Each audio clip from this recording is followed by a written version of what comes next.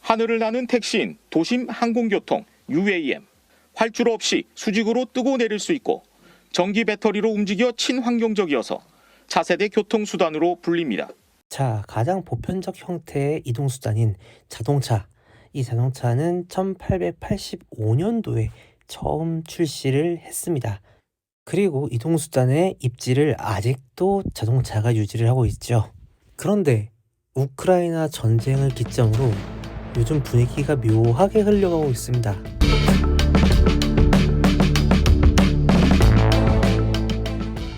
공격에 속수무책으로 당하면서 탱크 시대의 종말을 맞았다는 분석까지 나오고 있습니다. 러시아 탱크가 도로를 달립니다. 우크라이나 드론의 공격을 받아 화염에 휩싸입니다. Дуже великий коефіцієнт ефективності, бо дрон, який коштує $300 та купується у хобі-магазині, може знищити навіть танк. 자, 그래서 앞으로 다가올 4차 산업, 차세대 모빌리티인 드론을 저는 공부하고 조종을 하기로 했습니다. 조종면허는 1종으로 지금 준비를 해서 따고 있고요. 이게 날리다 보니까 또 재밌어요. 그런데 아직 드론이 보급화가 되고 상용화가 되지 않았는데 왜 벌써부터 자격증을 준비를 하느냐? 분명히 지금도 그렇고 앞으로는 더더욱 드론 조종 면허가 취득하기가 어려워질 전망입니다. 그래서 뭐든 더 어려워지기 전에 최대한 빨리 조종 면허를 쉬울 때 따놓으려고 하고 있고요. 시금 자체도 사실 쉽지만은 않아요. 일단 학원을 등록해서 등록비를 내야 되는데 굉장히 비쌉니다. 자, 그러나 국가에서 지원하는 내일 배움 카드를 발급받아서 국비 지원을 받아서 시행을 하게 되면 조금 더 저렴한 가격에 드론을 배울 수가 있습니다. 자, 자동차 같은 경우는요, 필기시험 합격하고 나면 이렇게 연습면허라는 거를 주죠.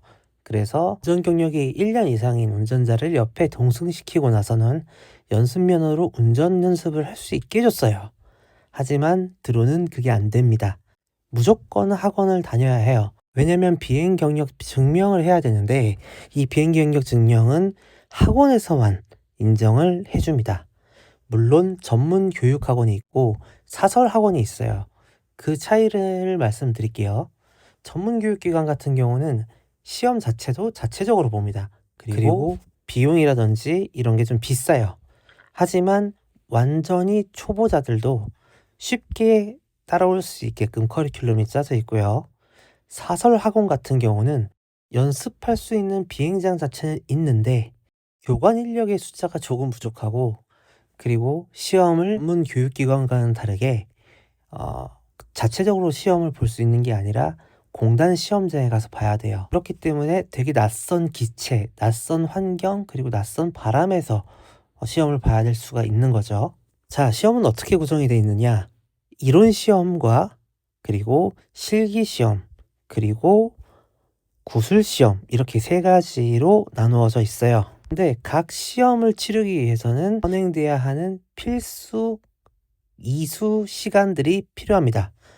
예를 들면 이론 시험 같은 경우에는요, 항공과 관련된 법률들과 그리고 시뮬레이션 교육을 받아야 돼요.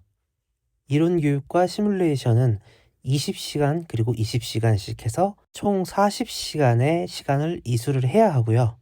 그 40시간이 채워져야 이론 시험을 볼 수 있는 자격이 비로소 생기는 겁니다. 사실 굉장히 지루하고 따분한 시간이기는 한데요. 이 시뮬레이션 교육을 무시할 수가 없는 게 정말 많은 도움이 돼요. 이 시뮬레이션 교육이 20시간을 하고 있으려면 근데 좀 지루합니다. 자, 그 다음으로 가면 2주차 때부터는 실습 교육 및 비행을 8시간을 해요. 근데 이 8시간은 혼자 하는 게 아니라 전문 교관 선생님이 옆에 붙어서 관리 감독 하에 이것저것 지도와 교육을 하면서 같이 합니다.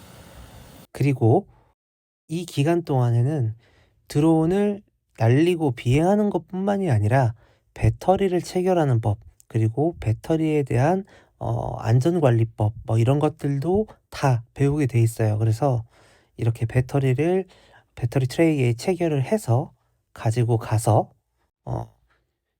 기체에 연결하고 전원을 넣는 것까지도 시험 내용에 포함이 되어 있습니다. 여기가 이제 2번 레인이고요. 저기 앞에가 3번 레인입니다. 그리고 저 뒤쪽이 4번 라인이고요. 소닉 있죠? 그리고 곰탱이도 있고요. 지금 다음 비행 날리고 계신 분이 계시네요.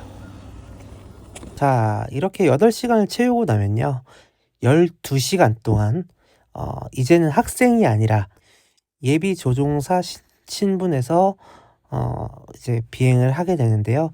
12시간을 날리게 됩니다.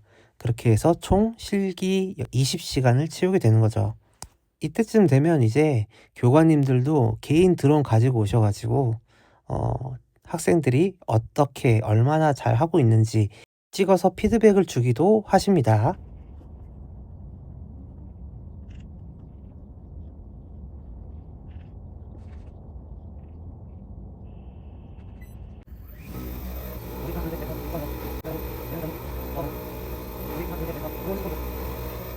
여기 꿍얼꿍얼거리는 게 뭐라고 하는지 궁금하시죠? 네, 5, 우측 오버링.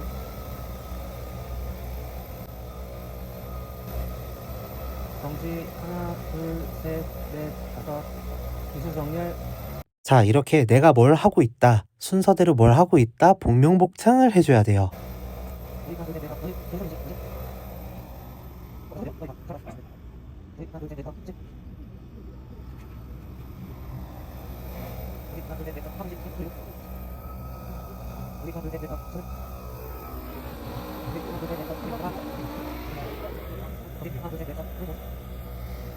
자, 그리고 실기만 끝이냐? 그게 아닙니다.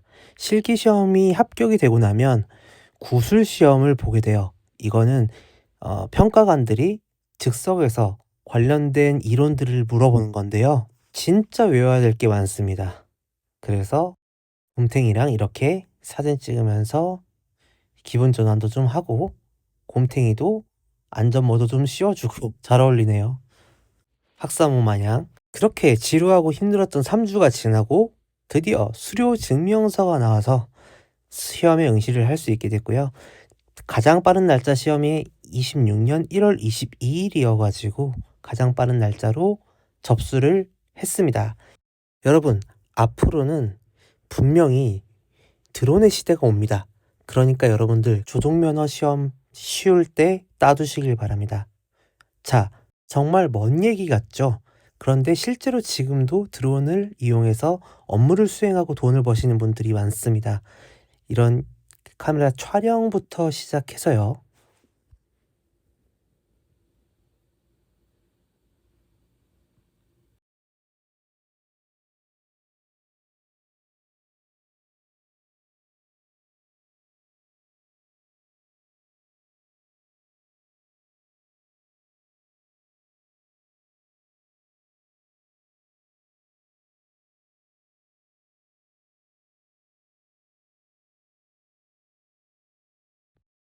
실제로 이렇게 농약을 살포하는 방제용 드론으로도 사용이 가능하고요.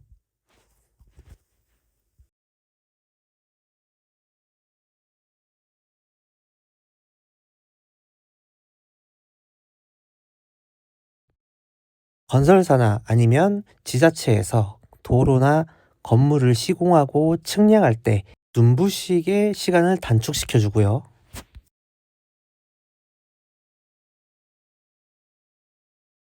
아주 흔한 알바로는 이렇게 조기 축구팀의 영상을 하늘에서 찍어달라, 전술 분석을 위해서 찍어달라라는 요구사항도 있습니다. 이렇게 흔한 아마추어 수준에서의 촬영 영상의 알바도 90분 찍고 25만원에서 30만원의 비용이 발생이 됩니다. 자, 그리고 물자 운송하고 구호물품을 운반하는데 요즘 국가 정부에서 엄청나게 노력을 많이 하고 있죠. 배나 헬기를 떼우는 것보다 훨씬 빠르고 훨씬 저렴하기 때문에 이런 도서산간 지방에 대한 물류 배송도 상당히 니즈가 많은 시장이에요. 자, 그런데 그럼 이런 일거리들을 어떻게 구하냐? 걱정하지 마십시오. 그건 제가 해결하겠습니다.